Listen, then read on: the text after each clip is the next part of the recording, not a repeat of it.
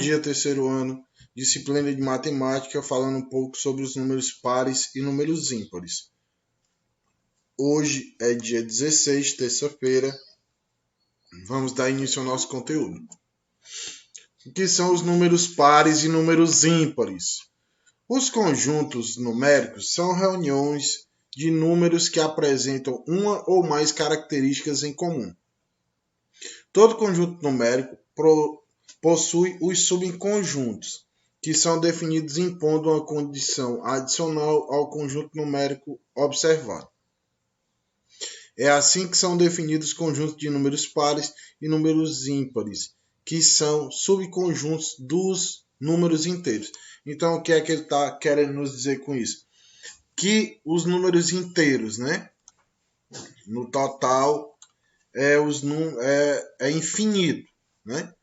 Só que os subconjuntos que ele fala aqui são o quê?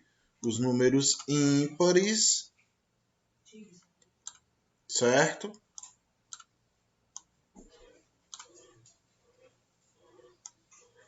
Ímpares e os números pares. Esses são os subconjuntos dos conjuntos numéricos. Tá bom? Isso é só para informação. Então, por esse motivo, é importante compreender bem o que são conjuntos e subconjuntos. E o conjunto dos números inteiros, para obter detalhes mais aprofundados sobre os números pares e ímpares. Números pares, né? Assim como o conjunto dos números naturais, é subconjunto dos números inteiros. Lembra que eu falei há pouco tempo? O conjunto dos números pares também é, no caso, né? Em um primeiro momento, aprendemos a reconhecer os elementos do conjunto dos números pares por meio de brincadeiras, né?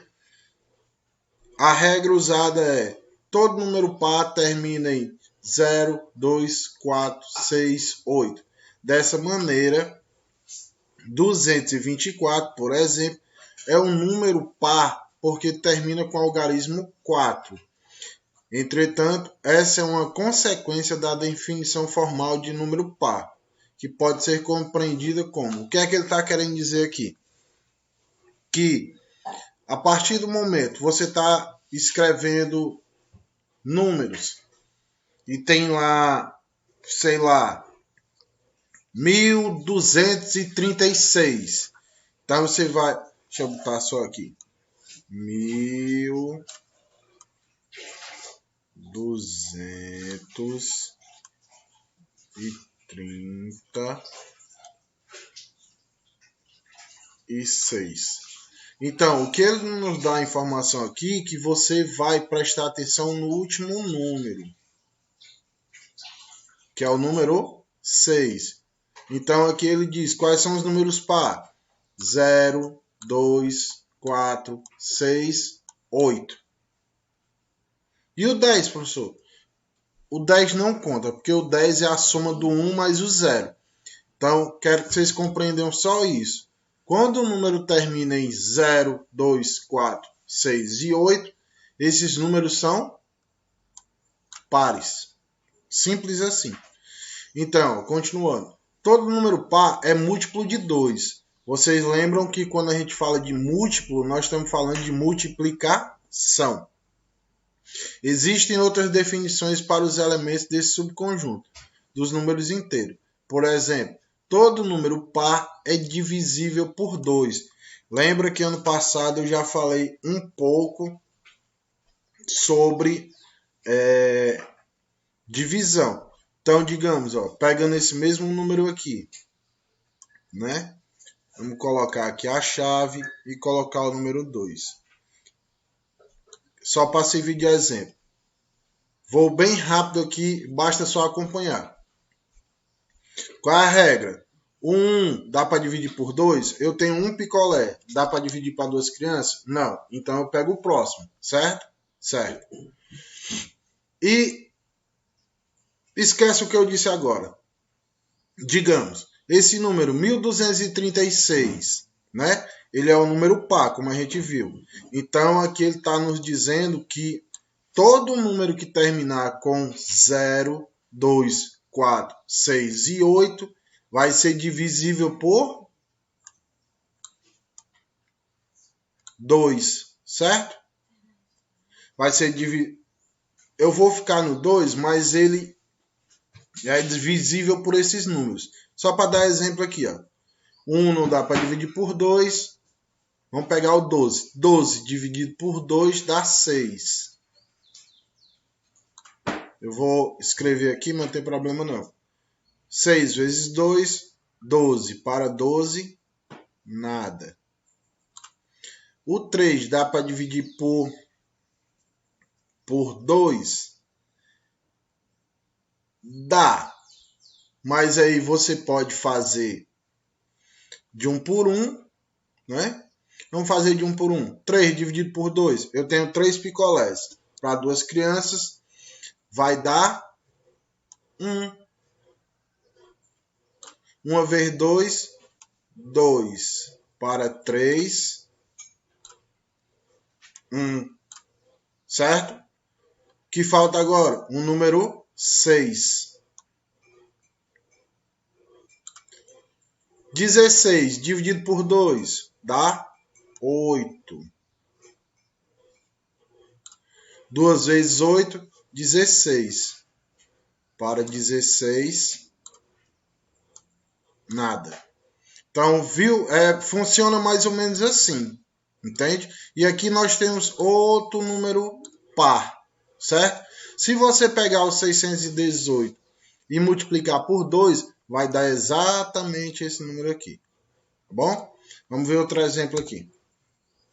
Números ímpares. Os números ímpares são elementos do conjunto dos números inteiros, que não são pares. Ou seja, são números que terminam com algum dos algarismos. Aqui já é o contrário. Os ímpares vão terminar com 1, 3, 5, 7, 9. Certo? Formalmente, o conjunto dos números ímpares é um subconjunto dos números inteiros. Lembra? E a definição de seus elementos é: todo número ímpar não é múltiplo de 2. Deixa eu dar um exemplo. Deixa eu voltar aqui no outro slide. Então, aqui, ó, quando chegou no 3, o 3 é dividido por 2? Não. Não. Mas por que não é divisível por 2? Porque sobrou 1. Ó. Então, quando sobra 1, digamos, o 3 não é múltiplo de 2. O 3 é múltiplo de 1. Entende? Então, voltar o slide lá. Então, quando se diz, quando o número termina com 1, 3, 5, 7, 9, esses números vão ser divididos por 3, por 5, por 7, por 9. Tá bom? Então, essa foi nossa aula de matemática. Espero que tenham gostado. Bons estudos e até a próxima. Tchau. Bom dia, disciplina de História. Falar um pouco sobre as comunidades. O que são comunidades? As comunidades podem ser definidas como conjuntos de populações, ou seja, uma comunidade é formada por organismos que vivem em uma área determinada, em um dado período de tempo. Assim, a comunidade difere-se da população por ser constituída por conjunto de organismos de mais de uma espécie. Nossa, professor. O que é que isso quer dizer mesmo? No caso, acredito que em uma comunidade existem vários tipos de relações ecológicas, tanto intraespecíficas, que ocorrem entre indivíduos de uma mesma espécie, quanto intraespecíficas, aos quais a relação entre os indivíduos de espécies diferentes. Então, quando ele fala aqui de comunidade, digamos, nossos animais domésticos, eles fazem parte da comunidade? Sim ou não? Sim, né? Eles não são humanos, mas fazem parte da comunidade. Por quê? Porque estão localizados naquele lugar junto com o ser humano. Aí ele traz outro exemplo. Ó. Os leões africanos, por exemplo, apresentam relação de predação com as zebras e de competição com as hienas. Primeiro, o leão é um animal carnívoro, né? Lembra lá do primeiro ano? Então, quando ele fala da relação da predação, ele está falando que o leão é predador das zebras. Isso mesmo que você está pensando. E ele compete com as hienas. Hiena, professor, mas não é aquela que ri no desenho? Sim, mas no caso, quando a gente fala de floresta, né?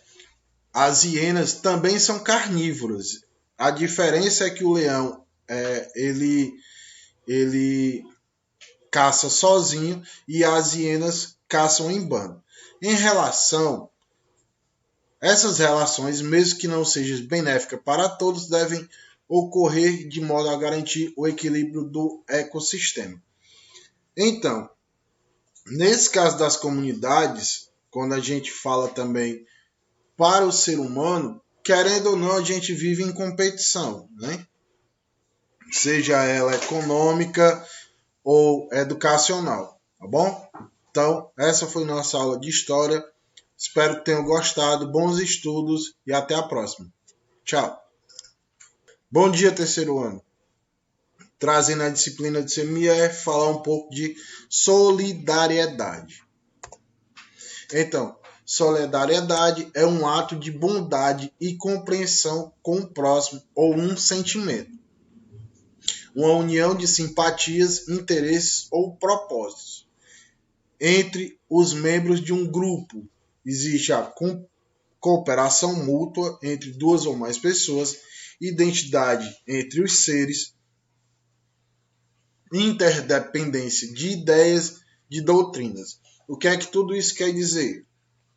Que a solidariedade, ela não depende das outras pessoas, mas também ela é um sentimento, né? E um propósito. Como assim, professor? Quando você, digamos, uma pessoa bate no portão da sua casa e diz: ah, senhor, senhora, eu estou passando por necessidade e tal, e eu queria saber se a senhora pode me ajudar. Então, aquela sua ação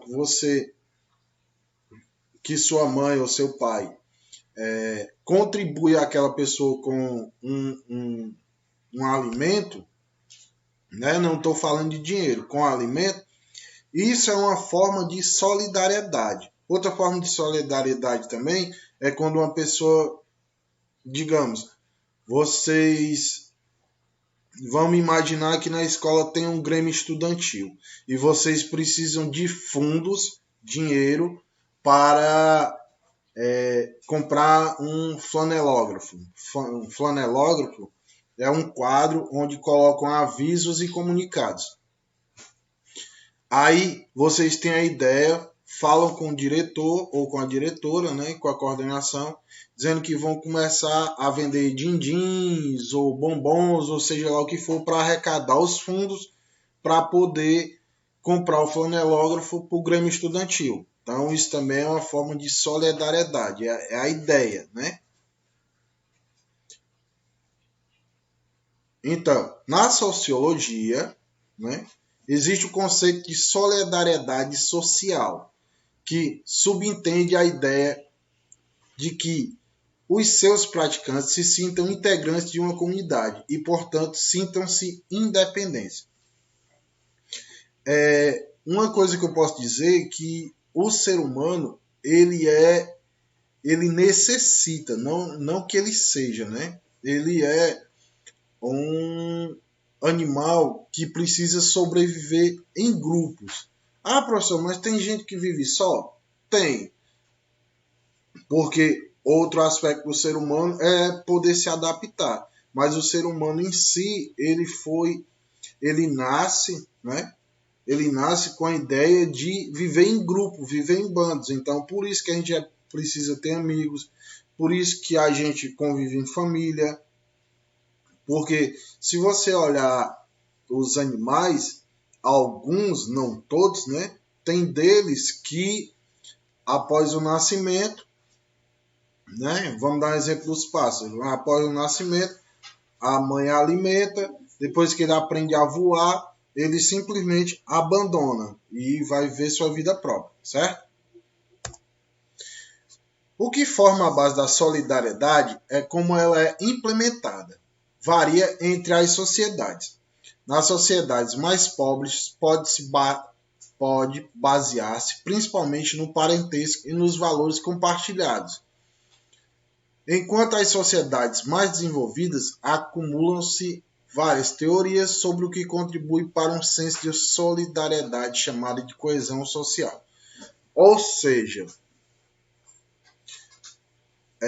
as comunidades mais baixas, mais pobres, né, como o texto diz, ela se organiza através da familiaridade. Ou seja, digamos, sua mãe tem 5 irmãos e seu pai tem 3 irmãos. Só aí já vai 7, né?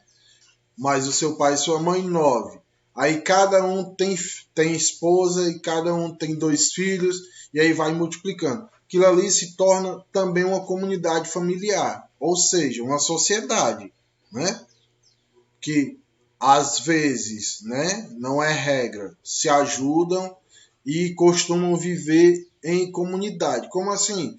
Final de semana se encontrarem, né? Festas de aniversário, vão a eventos juntos, entende? Aí torna-se uma comunidade, né? Que aí, como ele diz, no parentesco e nos valores compartilhados. Porque eles, não que seja regra, lembrando, né? Que eles vivam, que eles tenham ideias parecidas, né? Um foco de ideia parecido. Então, para finalizar, o Dia Internacional da Solidariedade é 20 de dezembro. A solidariedade também é um dos 6 princípios da Carta dos Direitos Fundamentais da União Europeia e também é mencionada na Declaração Universal de Bioética e Direitos Humanos, mas sem conceito claramente definidos. Perdão. À medida que a pesquisa e a produção de biotecnologia e aprimoramento biomédico aumentam, é importante a necessidade de definição distinta de solidariedade nas estruturas do sistema de saúde. Então, esse aspecto aqui já se encaixa num contexto à parte disso que nós estamos vendo da comunidade em si, né? Mas não deixa de ser importante, tá bom? Então, espero que tenham gostado. Bons estudos e até a próxima. Tchau!